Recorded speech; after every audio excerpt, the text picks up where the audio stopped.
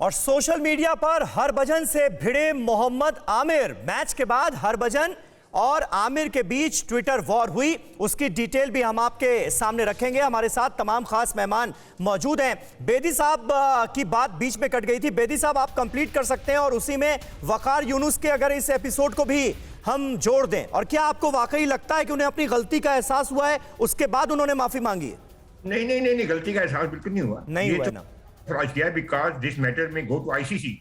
अब क्योंकि ये ऑल्दो रिटायर्ड प्लेयर है, बट आईसीसी में इनको कमेंटेरी मिलती है, अंपायरिंग ऑब्जर्वर बनाते हैं, कई बेनिफिट्स हैं। आईसीसी में ऑफिशियल बना दिया जाता है, मैच ऑफिशियल बनाया जाता है। तो अगर अब बीसीसीआई परसिस्ट की ऐसी चीजों पर रेड लाइन लगाने, तो ही में भी बैन फ्रॉम आईसीसी। तो इसलिए क्या है, और याद रखिएगा इनका जो कहने का मतलब ये कहने का, अगर ये कहते, अगर सपोज इनके ये बड़े एक्साइटेड थे और ये कह रहे हैं, अगर ये कहते कि मुझे बड़ा खुशी हुई जब रिजवान ने हिंदुस्तानियों के बीच में नमाज पढ़ी, तब तो समझ सकते हैं हिंदुस्तान पाकिस्तान की बाहर निकली। बिल्कुल। उन्होंने स्पेसिफिकली कहा कि मुझे बड़ी ये खुशी कि हिंदुओं के बीच में नमाज पढ़ी। नंबर 1। नंबर 2, ये बड़ा मजेदार चीज ये है, खुद तो ये ऑस्ट्रेलिया में रहते हैं, इतना इनको रियासत मदीना या इस्लाम से प्यार है, तो कोच से पाकिस्तान के रहते ऑस्ट्रेलिया में सेटल हो गए हैं। अब इसका ये सारा जो ताना बाना जो इनकी अपॉलॉजी है, इट लैक्स कनेक्शन। इन्होंने जानबूझ के नहीं कहा, हीट ऑफ द मूवमेंट में ही कह सकते हैं यार हिंदुस्तानियों में किया है, तो मजा आ गया जी, आज पाकिस्तान को तंग करते हैं, आज हिंदुस्तान का हमने बजा दी। ठीक है, हमने भी सारे टीवी चैनल में, सारे अखबारों में जो तारीफ पाकिस्तान क्रिकेट की हुई है कभी नहीं हुई। Everybody, there was no apology, everybody said Pakistan deserve to win. हमने खुद कहा, मगर ये देखिए, अगर उसमें किसी ने कहा नहीं इफ एंड ये क्यों हुआ, वो क्यों हुआ, सबने कहा Pakistan deserve to win and they won it. बिल्कुल कन्विंसिंगली। मगर बिल्कुल सही सर आप बात कर रहे हैं, क्योंकि वहां पर ना किसी से बहस हो रही थी। बहुत बड़े प्लेयर हैं जी, बहुत बड़े लोग, इस जैसे प्लेयर से मुंह से ये निकलना, दैट शोज इनकी ज़हनियत क्या है।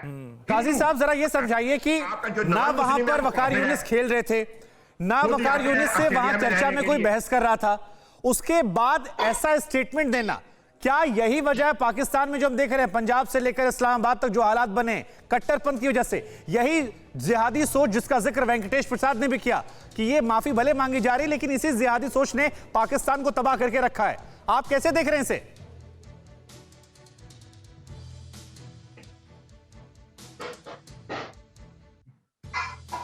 सवाल ये है, पाकिस्तान में इसका कोई कंट्रोल ही नहीं है किसी का। अब टीआरपी वालों ने बुरा हाल कर रखा इनका, सारा इस्लामाबाद। नहीं, मुफ्ती कावी साहब से ये सवाल था शुभांकर का। मुफ्ती साहब आप जवाब देना चाहेंगे इसका? आवाज मिल रही है आपको? जवाब दीजिए ना। देखिए जी, सूरत हाल ये है कि पाकिस्तान हो या दुनिया का कोई मुल्क हो, किसी दीन और धर्म के हवाले से जब जज्बातियत आएगी तो इस्लाम उसको इजाजत नहीं देता। इस्लाम तो अमन का दीन है, आश्ती का दीन है, प्यार का दीन है, मोहब्बत का दीन है, रवादारी का दीन है। ये सारी बातें तो सबको पता है, आप बड़ी नॉर्मल बातें कर रहे हैं, लेकिन मुझे ये बताइए, अगर हिंदुओं के बीच किसी पाकिस्तानी क्रिकेटर ने नमाज पढ़ ली तो इससे गर्व की अनुभूति, नाज का एहसास, ये क्यों हो रहा है? कुछ खास हो गया अगर हिंदुओं के बीच नमाज पढ़ ली तो? इस्लाम की तालीमात बिल्कुल वाज़ेह है, नमाज मैंने पढ़नी है अल्लाह के लिए।